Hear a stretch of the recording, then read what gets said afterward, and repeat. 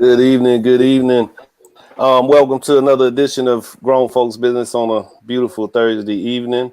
Um, for those who are joining us that are familiar but long lost faces, I thank you.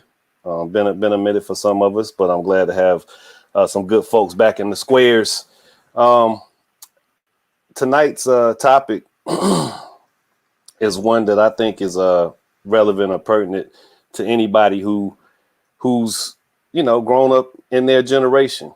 You're gonna have the things that are in, the things that are hip, the things that resonate with that 20 or 25 or so years that your life spans and makes that part of your generation. But music, right? That's one that I think is just a easy get for kind of shaping your worldview, kind of influencing how your mind processes day-to-day things, and also getting you through. But this is expanded topic, so to speak. It's called music modes, which music/artists helped shape your worldview. And as I was discussing before we came on air, there are a lot of things that can kind of influence you at certain stages. So that's why I said artists. But I was reminded this morning at another conversation how important boxing was to me growing up. How those larger than life heroes and action figures shaped and molded how you thought you would deal with adversity at your most crucial and weak moment. Could you rise up and score a knockout, or could you get up from being knocked down, and so on and so forth. So I incorporated ideas around the boxing game into my thought process, and that takes the place of artists. But it is about music, and it's about you guys as always. And I'm glad to see so many of you in the space. Stefan, lifelong friend, glad he could make it tonight. Good to see you back. Gregory, Julia. You got is that Julia's mother? Am I right? I'm so glad to be here. All right, good to see you again. Excellent. That's awesome. That's so awesome. All right, good to see you again. Lisa, good to have you back in the space. Bob, thanks for showing up as always. And Meryl, I know this is a topic that's near and dear to you, man, because I feel like every time we talk about music, you got some artist that I know nothing of, or somebody that you telling me I should appreciate more. And generally it's in the world of hip hop, which I told you I kind of gave up in '98, but I still dibble and dab. And Stefan himself is a wonderful artist. So we're being graced by someone who's been through the creative process and actually displayed some talents on the stage in front of thousands of people. So, somebody I would hope could make October 16th, but I know his life is a little busy right now. But he'll be there in spirit. Anyway, we'll start tonight. I'll set the example for how I think this will go. Take your time. We got plenty of it. I want to hear from each and every one of you about the artist or the music or whatever it is that kind of shaped your world view or gets you through some moments. You can be happy and you want to be happier. Play that song. You can be feeling down and you want to feel up, play that song. Sometimes you just want to be melancholy and you want to ponder things, play that song. So which one is it? Who's the artist? Whatever, however your heart takes you. Like I said, I brought boxing into it, so that doesn't quite fit, but I'm going to make it fit. But I'll start musically. If you know me, you already know Marvin Gaye's like my top guy. That's the bar none artist for me in terms of getting me through, keeping me at a level of understanding and appreciation for life that I can't describe. And this guy had tremendous catalog, hits in 3 decades. But he, man, what's going on is like the best album ever made. Beginning to end. And my love affair with that album, with that music, began when I was a kid and some of you younger folks might not know what an 8-track player is. But my dad had an 8-track player, and he had an 8-track of What's Going On. And my chore, my sister and I had our chores, and she washed dishes, and I was to clean the bathrooms, and I also dusting was my chore. So when I had to dust and I was home alone, or it was primarily just me, and I would plug in headphones sometimes, I would play this 8-track in the 8-track player. And if you guys remember 8-tracks, you didn't know where you were going to start. You couldn't control where to put it. You could push the button, but it would always pick up in the middle of the song. So you really didn't have a choice but to hopefully listen through it all the way through and then let it start all the way over. And I got to know that whole album because I didn't want to, but I could never start where I necessarily wanted to. And I never finish where I necessarily thought I should. So I would always listen to the whole thing. And I would be over there dusting and had the headphones on and stretching the cord as far as I could to reach everything on the shelf. But immersed in this wonderful, awesome, spectacular sound and this beautiful, eloquent voice. I mean, I couldn't ask for anything more. And it resonated. And it gave me a true appreciation of the beauty that is in pain, because that album is all about how we can do better as a people. But he's talking about it in such a melodic way that, you know, I can't. It's just the highest bar that's been set for me. So you kind of get the idea. You don't have to go into the necessary why. I mean, my story in that moment is I was just listening to something that my dad had left laying around, and I appreciated it probably just as much as he did. So that's that attachment there. But just talk about what music or what artists you kind of vibe to, and that kind of shapes your thing, makes you understand that, hey, there's more to this thing than just being too high, too low. Sometimes that middle is set by that song or that artist. Lisa, you just turn on the lights. So I'm you know, that's another the Teddy Pendergrass, turn off the lights. Yeah, there you go. So I love all that good R&B. So go ahead, Lisa. Tell us what music. Give us an idea of what gets you in the right state of mind, or help shape your worldview, or what have you. Why, Felton? Music that like literally saved every fiber of my being. Before coming on, I was in my garage singing on my karaoke with CeCe Winans. I love every genre of music, mostly, with the exception of I have not been able to get into metal, nor rock. I am in love with country because of its mystique, saying some of the same sexy type things, but the hands down person that I can always go to no matter what I want to feel like is Gladys Knight. I mean, I'm just in love with that woman. I think she was born as my spiritual advisor through music. And for me, no matter what I'm feeling like, if I want to change the feeling, or if I, no matter up or down, I go to music. And I have to keep changing phones because of how much music. Yes, I still buy it. So like I could go on and on because that's my world. I love music more than breathing. How about that? That is a love. That is a special kind of love. Oh man, that's awesome. And I know you have more to say, so we'll get back to you. I want to go to a performance artist that I know that is I've known since third grade, and Steph, I know you have a significant appreciation for all types of music, and you've incorporated them into your own stuff, the things that you've created. Somebody that you put me on to when we were kids, and I think you did it because you knew how much Marvin Gaye resonated with me, was Gil Scott-Heron.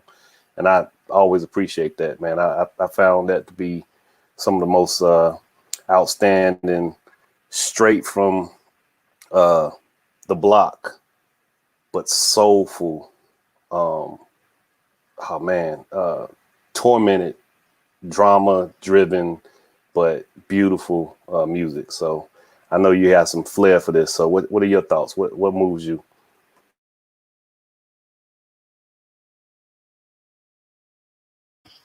Got to unmute yourself. There you go. Hey, with me, the music starts with the melody and then it traps me with the words. And because of that, my favorite group of all time is Earth, Wind, and Fire. Like melodically, I think they are just pure perfection. And funny story, I've never seen Earth, Wind, and Fire live. And I've seen pretty much everybody that I've ever wanted to see, but I refuse to actually see them live because I've seen so much old footage and the mastery of how they were when they were younger. I don't want to see them any less. You know how people say don't meet your heroes? I refuse to see them live because I don't want to see them at anything other than the mastery that I've seen them at before I was even born.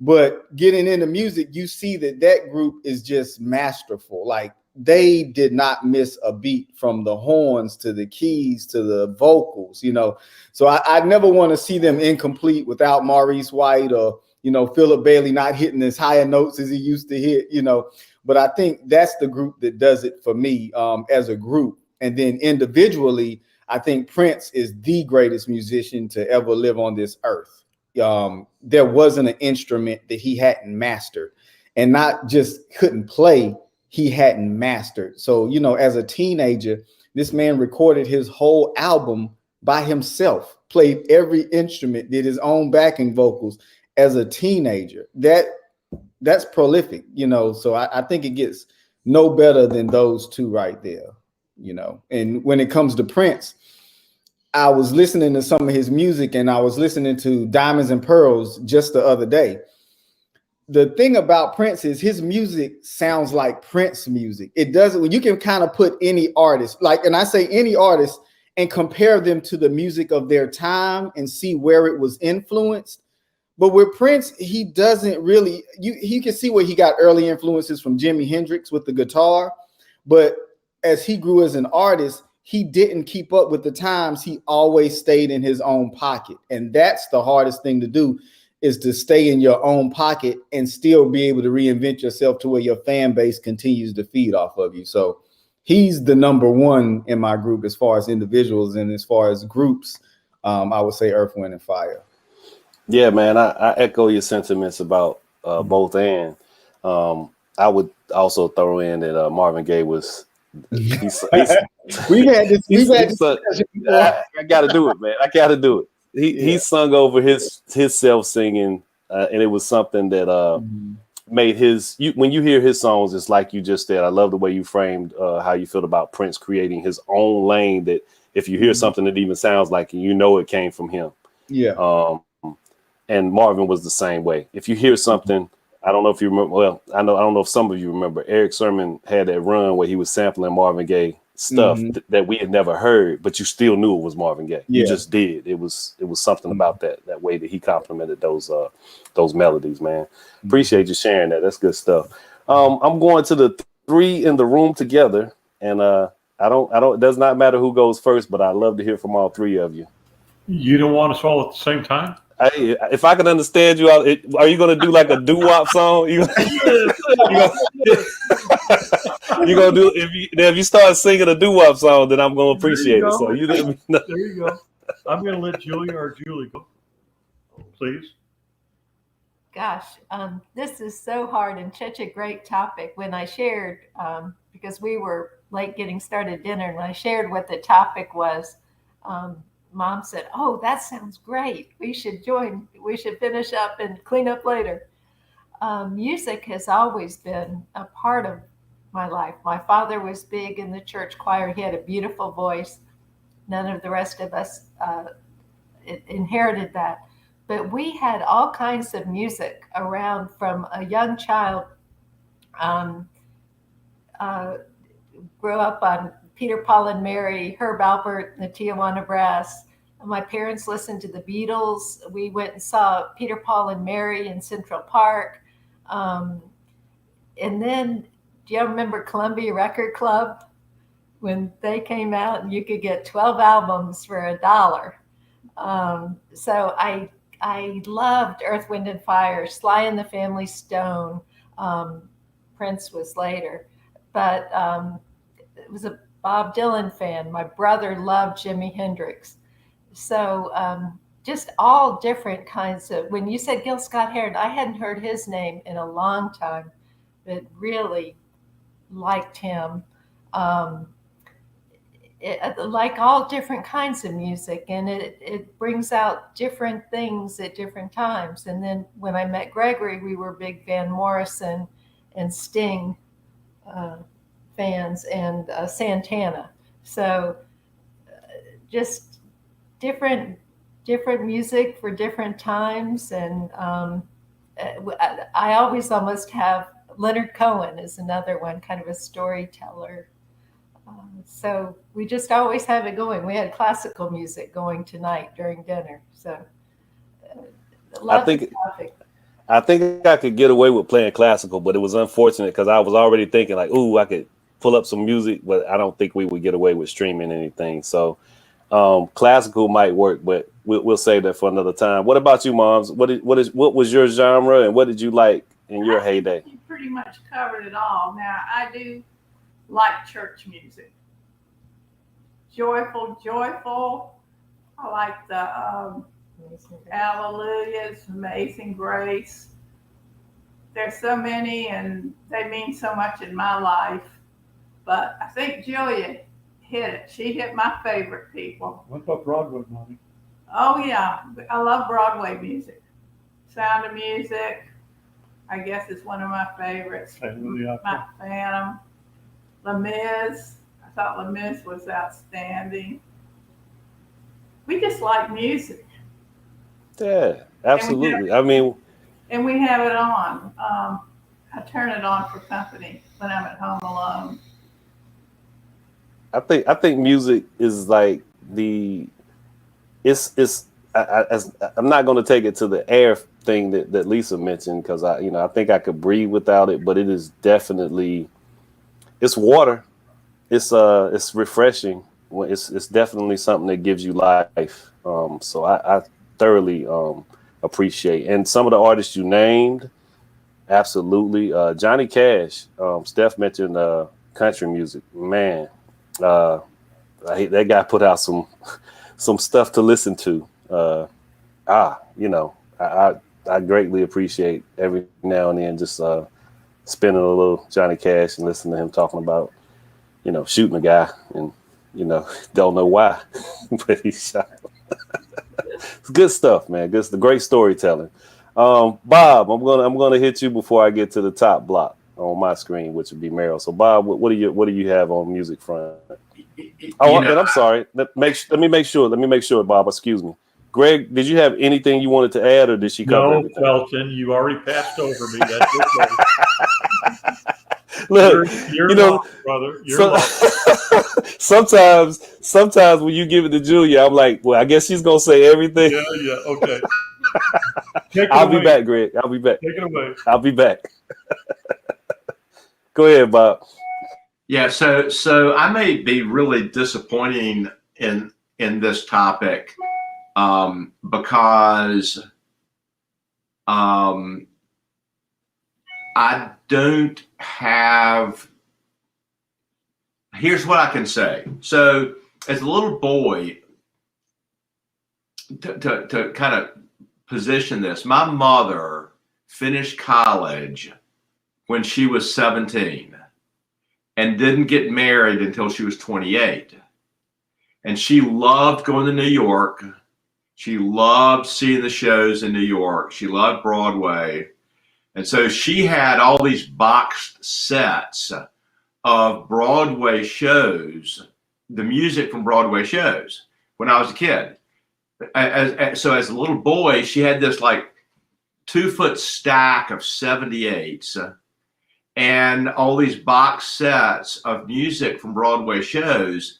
And that's what I heard as a really little boy. That's what That's what was kind of my starting place really with music. It was not classical, but it was that kind of stuff. Also, Greensboro was a landing place for all the big bands.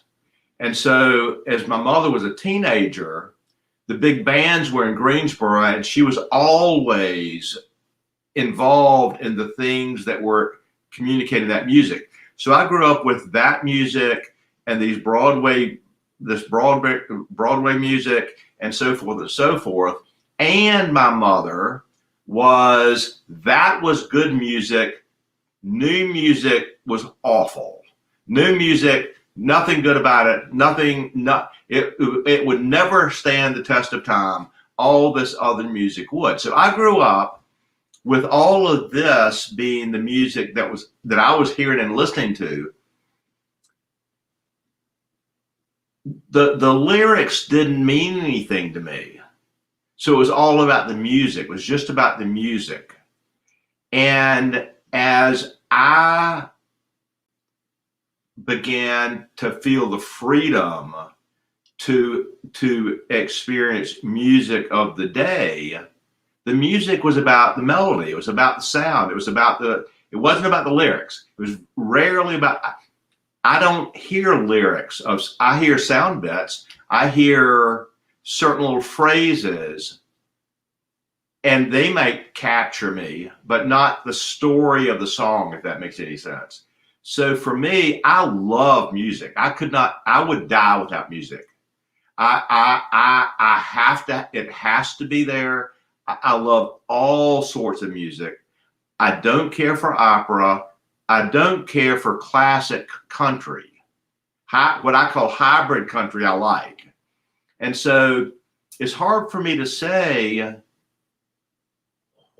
what artists or what music was transformational for me, because for me, it was always about putting on the sound and tuning, and it was the melody. It was the tone of the music. It was and it really still is. I mean, but I will listen to everything.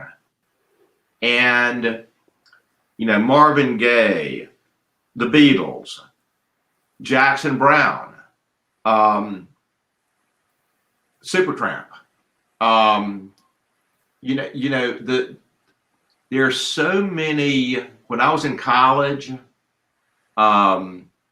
Eagles, America, Bee Gees. I guess that was a little bit on the outer edge of then. Pink Floyd, Dark Side of the Moon, I would categorize as one of the best albums ever. Leave out the alarm clock. I hate that. The alarm clock. I hate that. It's like, but otherwise, Jackson Brown's The Pretender. It's all about the pretender for me. But that's, again, it's kind of like a piece of that story in that album. There are others in more contemporary music. Empire of the Sun. We are the people that rule the world. Where does that take me mentally? You Felton, where that takes me. And so, but it takes me a place, right? And so for me, it's that kind of entire thing that you've got all this going on at Prince. I love Prince. You've got all this stuff going on out there. I'm not a metal fan.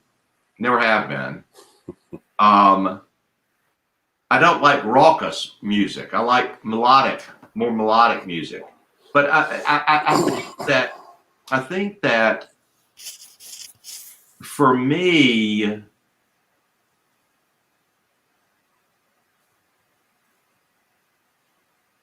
I couldn't live without it. But the specificity of it, as it is for some other people, just doesn't exist for me, because it's about story and the feeling and all of that. And it's about putting on what either takes me into a mood or takes me out of a mood. And and what puts me in a place where my mind works better, and my mind works toward what it is it needs to be working on at that given time. And that's the way I use music, if that makes sense. No, I think, and it definitely makes sense. I think the origin stories kind of shapes your perspective, and you know, that's what your mother cherished and appreciated, and you kind of grow from that seed that she planted. My father, R&B, Marvin Gaye, Isaac Hayes, Sly and the Family Stone, Stevie Wonder. I would Wonder too. Yeah, I would when we were kids, he worked off shifts. So he had a van that he liked vans, so he had a van. And it would have, you know, we would use it to travel and stuff, and there was a little half bed in the back and things of that nature. But when he came home at night from his second shift position, I would stay up, and sometimes my sister would too, but I would stay up waiting for him to get home, school night or whatever, didn't matter.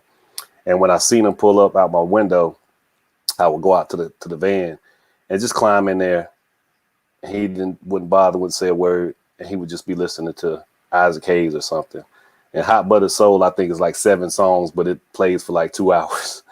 And I would just sit in there with him, and I would doze off, wake up. Sometimes he would be like, "We're gonna ride to the store," so we go to Lake Convenient Market, and he'd buy me a soda, ice cream, or comic book or whatever. But I would spend that time with the music because I was spending that time with him.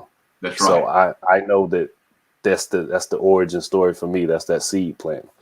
Let's get to the top block. Meryl, what's your music stuff? What you got? Yeah, no, this is great, man. I love hearing everybody's stories and kind of like just kind of like that. Bob, I really appreciated kind of like that journey, and I think I think I'm pretty similar to you, where like there's a whole bunch of different artists and a whole bunch of things that I appreciate about music that I don't think I could live without. So if I had to choose between, you know, my senses, I mean, I'd rather be, you know, if I had to choose between being able to see and being able to hear, I definitely wouldn't want to lose the ability to hear music. If I had to make a selfish choice like that. Growing up, I do remember listening to, you know, my parents they were big fans of Motown. So like, I remember listening to a lot of Motown growing up. And I remember, you know, being a kid who's, you know, born in the mid 70s and growing up, coming of age in the 80s. I remember like music was just kind of like, you know, especially like popular music was all kind of like mixed together, you know, it was just kind of like everybody listened to like all the pop stuff is Duran Duran, you know, or Michael Jackson, Prince, whatever that was. And I didn't really have a preference for anything. I just liked the way music sounded. I was like, okay, here's a song. I like the beat. I like the tune. It's fun. But as I got older, wasn't a big fan of rap growing up, especially when I was younger, because like I just thought it all sounded the same, and it was just like, go to the store and a blah blah blah, and it was just all kind of silly to me. But when I was 13 and I heard Boogie Down Productions and KRS-One, who was like this poet and told these stories about hip hop and just like life in New York and just kind of how it was, that was very different than what I knew. And then he would drop knowledge about Black history and kings and queens from Africa. And like, there was like, that's the first time I listened to like rap. I was like, okay, I can get with this if the, you know, of course the beat has to hit, but then like I get these stories and I feel like I'm getting some, you know, type of education. That's one thing that just kind of comes to me. I think, you know, as I got a little bit older and I was in high school, 11th grade when Rodney King happened with the LAPD. And around that time, I was listening. Of course, I started listening to Boogie Down Production. I wanted to find stuff that really spoke to me, especially just to speak to me specifically as a Black American. And like Public Enemy like really got into me, and like I was like really listening to the lyrics, and Chuck D was like saying some real ill stuff, and there was this just anger and frustration about like as you journey on my racial identity and starting thinking about who I am in the world and how I show up, how people see me, and that type of deal. Like I felt like that was like reflective, a type of hip hop I wanted to listen to, and just kind of like get this knowledge and like be able to have this anger and kind of have a way to get it out. So that was big. Tribe Called Quest, the Roots, that were able to like blend in jazz loops into their work. And so I got to hear and learn about, you know, different Cannonball Adderley, Jimmy Smith, you know, John Coltrane. So like the stuff that they would loop. And I was like, hey, who is this? I really like this beat. Let me listen to this jazz record. And then I really got into jazz, and like, you know, I like real jazz. So I call real jazz like that jazz, like, you know, the John Coltrane, that soft Kirk Whalum and foreplay, that little stuff you hear in the elevator. Like I don't have I have no use for it. So I really got into jazz, but it was because of Tribe Called Quest and the Roots that kind of like made me kind of dig in the crates and be like, okay, like where did this come from? So I really got into that. I'd be remiss without talking about my first day of fourth grade, that the Thriller album came out, that I had to have it, and it was $5.99 at Rose's, and I remember that vividly. I had to have that record. I listened to it over and over and over again. So big Michael Jackson person. And then over time, like because I care about like music and history and stuff, I got into like some of the stuff when I was listening to Michael Jackson. Like I listened and found out about Quincy Jones. And so then I kind of followed his career and like look at the stuff he did, Capitol Records with Frank Sinatra, and listened to a lot of that stuff. And I was like, okay, so I'm into this. So I just learning stuff. I wrote down a couple of things too, so I wouldn't forget. Ice Cube, early Ice Cube before he got rich, like before he was like selling stuff. When he started doing the family movies, like the music suffered. But like, you know, broke and struggling, trying to make it, Ice Cube was a big favorite of mine. I'm a big Jill Scott person. I love Jill Scott. She is an amazing artist. I'm just so glad to have been like, you know, in college or right out of college, like when she really kind of, you know, got into her thing. And because also I like storytelling, this is the last thing I'll say. There was a band when I was in maybe fourth or fifth grade, Dire Straits, and they had this song, Money for Nothing, Love for Free. Mark Knopfler, like the stuff that he does on his own. There's this amazing song he has with James Taylor called Sailing to Philadelphia. That is like, you know, just one of those, you put that in the car. Really big fan of that. Big fan of Ben Folds. He's from Winston-Salem, really great pianist, and I just like really love his music artistry. And then lastly, I'll just say my favorite artist of all time is Kanye West. And I'm just a big Kanye West fan. I'm not a big fan of like Kanye and his politics and kind of where he's been in the last few years. But I think the combination of being like an amazing producer, amazing artist, and an amazing performer. I don't think there's another person out there that kind of has like those three things together. There's some people that perform and people who are good producers and good writers, but to be able to have all three of those and be recognized for them elevates him in that space. So just, you know, just depending on my mood and what's going on. But like there's just a clear appreciation for like people who can like do something I can't. But then also just kind of like, you know, whatever mood I'm in, I can usually find a song that either like gets me out of that mood or takes me to a place where I'm thinking about something that was that meant a lot to me. So a lot of stuff. Yeah, that's part of the reason I'm glad you were able to make it tonight. I knew you had some good comments and observations about this topic. And yeah, Kanye is a musical genius. That's about as far as I'll take his genius. But yeah, he's definitely that, and I don't think anyone can take that away from him. This question is a one that'll make it around the room. Still take your time, but it's a two-part question. So, one artist, and let's say musical, but one artist that you can't see that you wish you had or just could. And leave that up for me. Don't take that down. I'll read what Jesse's saying. Long time no see from Jesse. One artist that you wish you could see but can't, and one artist that you got to see and are so glad that you did. And I'm speaking live. Jesse says the Isley Brothers, the way Ernie Isley incorporated rock and the funk from what he learned from Jimi Hendrix. With that said, I'm a big heavy metal fan. Favorite band, Iron Maiden. You should be here, Jess. It's been a long time, man. I'm glad you got the fingers working and you can send us a good message, man. Good to hear from you. So one artist that you wish you had and can't, and one artist that you're so glad you did. I'll start just so it makes perfect sense. Of course, it's Marvin Gaye. Can't get to see him. Wish I could, but I have a small bucket list, and one of them I got to check off, and that was Corinne Bailey Rae. If you're not familiar with Corinne Bailey Rae, you're doing yourself a disservice. She's an awesome talent, and I got to go see her a couple years in D.C. after pretty much chasing her, stalking her around the country because she's from London. So she came, and she was in Charlotte, and I missed her. She was in Atlanta, and I missed her. I'm going to go to Denver to see her, and I didn't make that trip. And she just so happened to circle back and come to DC, and I made it a point to go and see her, and it was a wonderful, great experience. She is by far one of the top artists in the genre that I so appreciate, and it was a beautiful show. There's nothing like seeing somebody live and they sound just as good, if not better, than the recordings that you listen to them on. So she was awesome, put on an awesome show.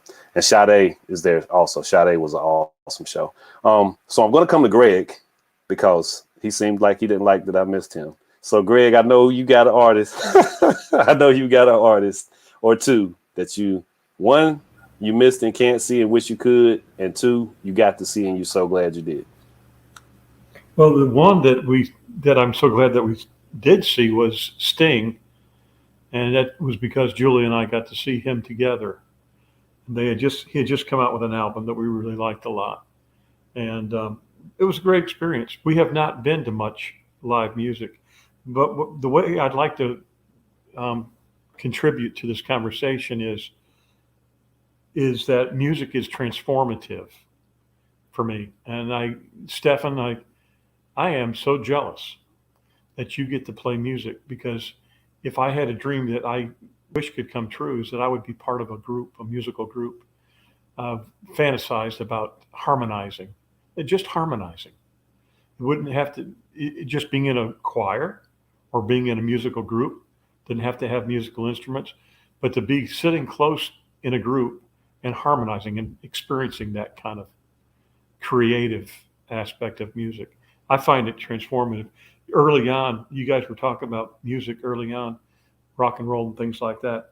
Stevie Wonder was a wonder when I put headphones on. That was transformative. If you've ever heard Stevie Wonder with headphones on, that's different. I was the kind of guy that would sit next to the speakers. I couldn't get close enough. I had to hear every subtle aspect of the music. So I think we're all probably music junkies. It sounds like we are.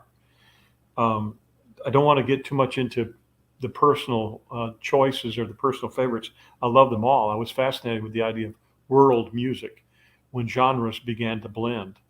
And I enjoy the artists that are blending and breaking down barriers and blending genres. So I appreciate that kind of thing. We've seen 3 musical documentaries or movies recently. Aretha Franklin, Summer of Soul, the Harlem Music Festival was fantastic. And Lisa, you would love it because Gladys Knight is awesome in that, if you haven't seen it. So I guess more personal experience with music is that it's transformative. The soundtrack, that fits our life or fits a moment. But I find that music is moving on as we are moving on. We're growing, we're evolving, and hopefully we don't get stuck back when we were teenagers, that we are advancing and the music is advancing.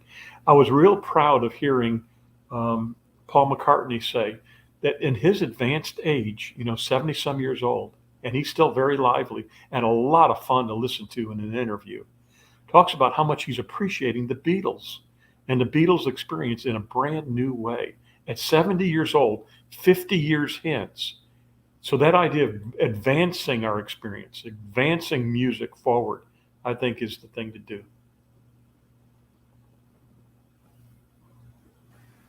Go ahead, Julia.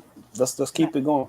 Wow, that's tough to top. I know Sting was the person that you got to see with Greg that you're probably going to say, but is there somebody that you wish, that you can't, that you wish you could? There's a singer, Eva Cassidy. Is anybody familiar with her? She died at a very young age. But we really like her music, folks. Anyway, y'all have heard her. So she was one that I think would have been great in concert. Meryl, I was so glad to hear you say Dire Straits. I almost mentioned Dire Straits, but I didn't think anybody would have heard of them. And Mark Knopfler also did a beautiful album with Emmylou Harris, and it was lovely. And I agree, he's tops and really, really good. And also, to Stefan's thoughts about Prince, have heard, I think when we look back on history, if he's not already, he's going to be considered one of the very top songwriters, musicians, talents, just a genius. And to think that he has all these songs that haven't even come out yet that are in a vault is quite exciting. I'm gonna pass. Okay. I'm gonna catch that pass. Thank you, and Greg, of course, wonderful words. I'm sorry but I guess I'm not, because you actually said it when you needed to say it, and it fit right there. Appreciate Thank you. the way you framed that. Let's see, Bob. Somebody you wish you had, and somebody you're glad you did. If there's, the wish I had is the harder one, though. I think possibly the answer to that is John Lennon.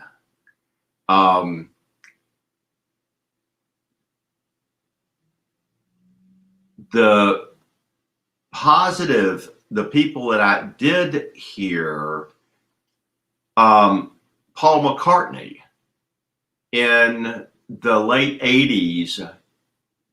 I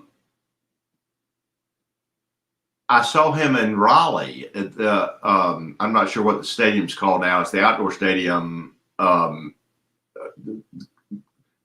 Used to be Walnut Creek. I'm not sure what it is, but it's always going to be Walnut Creek. Walnut Okay, Creek, yes. yeah. No, not Walnut Creek. It was the NC State football stadium venue. Carmichael, yeah. RNC or Carter Finley or whatever it is. Whatever it is, yeah. And that was a time in my life I was hosted for that, and it was awesome. And it was both a gift and an awesome concert. And so that meant a lot. I mean, that stands out for me in a big way. But I'll also have to say the Roger Waters concert, 2 or 3 years ago. What a fantastic Roger Waters. I think, of course, that feeds my Pink Floyd connection, but I think he's a good man.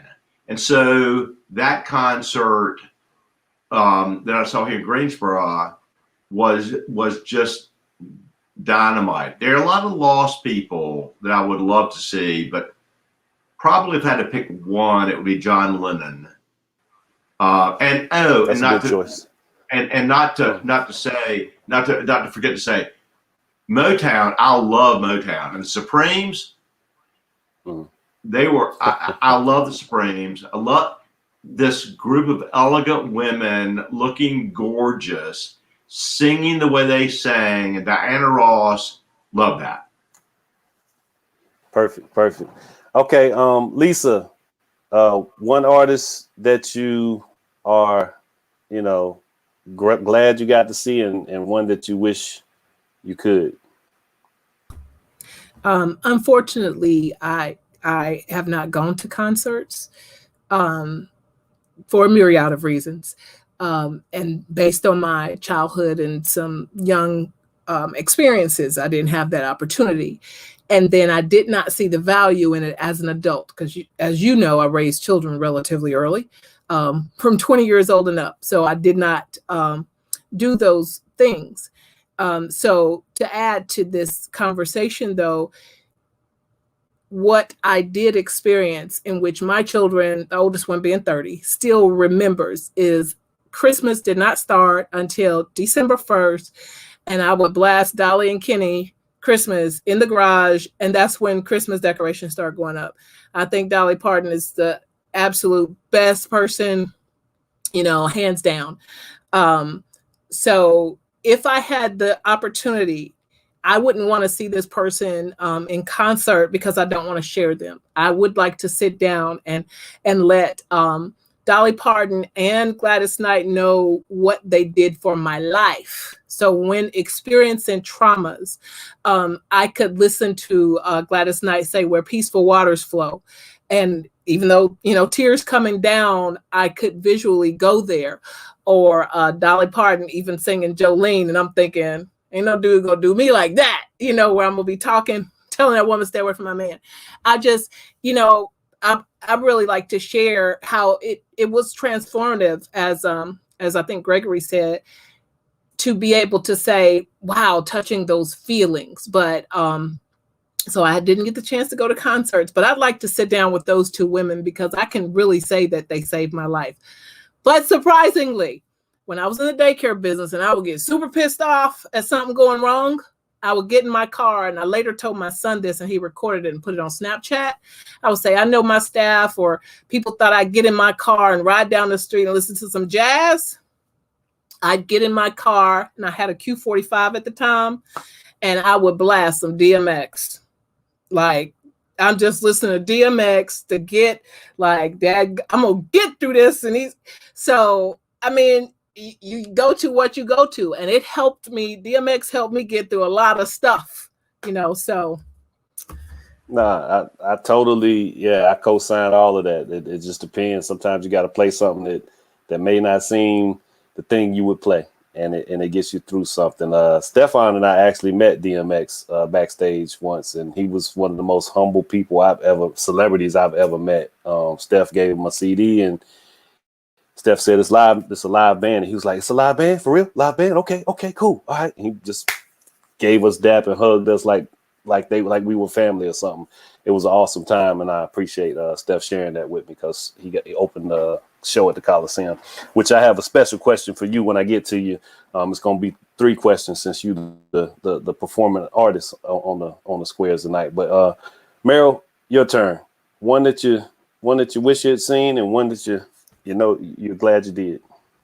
I can't. There's 2 that I wish I had seen. I'm gonna go ahead. My original answer is Amy Winehouse. I would have loved to see Amy Winehouse live, because I just think she's super talented. It's a tragic end, and also tragically, somebody who's no longer with us is like, I would love to see the Temptations, like with David Ruffin, just for the messiness. I mean, he's a very talented person, but just had a whole lot of interpersonal challenges. Ain't nobody come to see you, Otis. Ain't nobody come to see you, Otis. That's exactly right. That's the David Ruffin I want to see.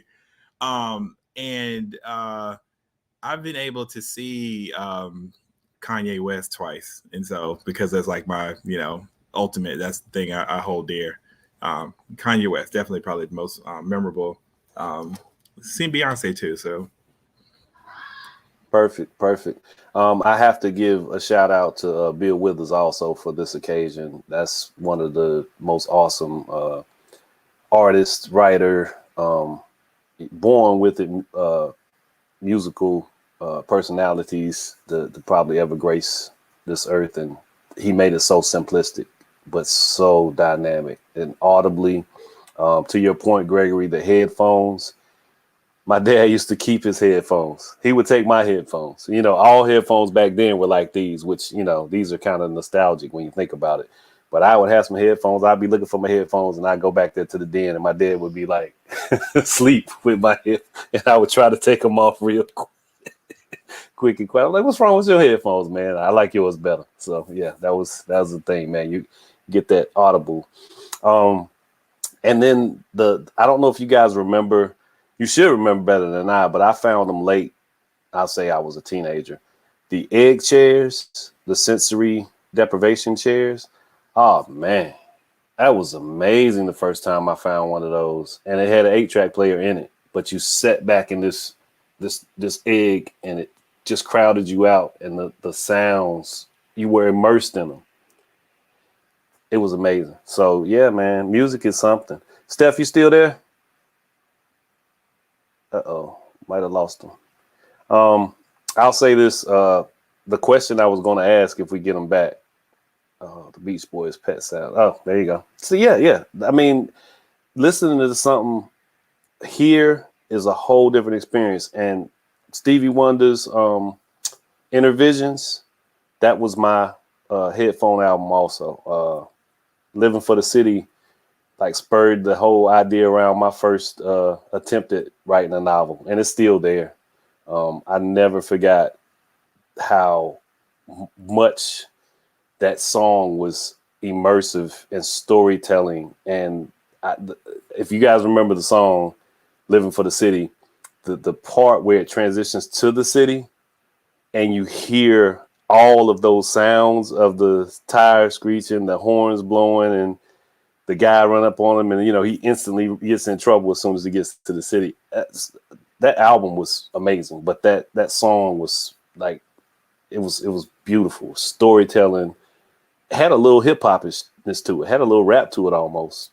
Good stuff. Steph, I'm closing out with you, and the way I'm asking you this question is, of course, one that you wish you could have seen, one that you're glad you did.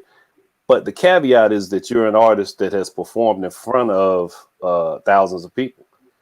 Mm-hmm. So which is the better perspective and position to be in?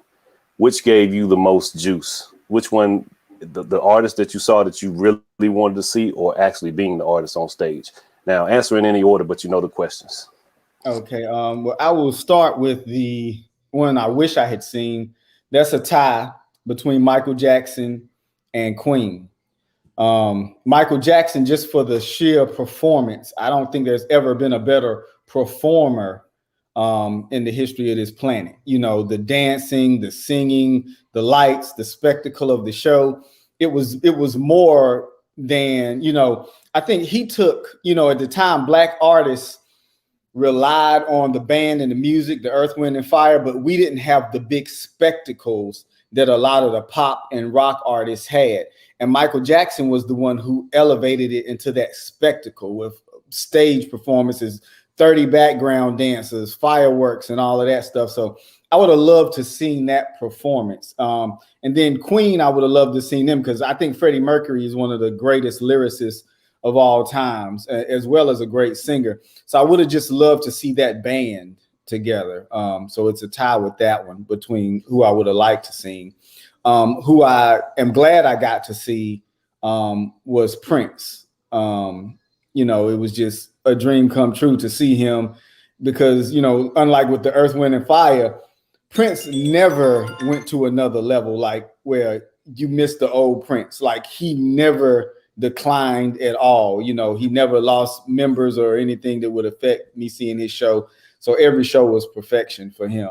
And ask me your question again, who the last one is. Your perspective. So was it better or more fulfilling to be the artist on stage, or was it the most grand thing to actually see Prince do his thing? Is there a way you can separate the two?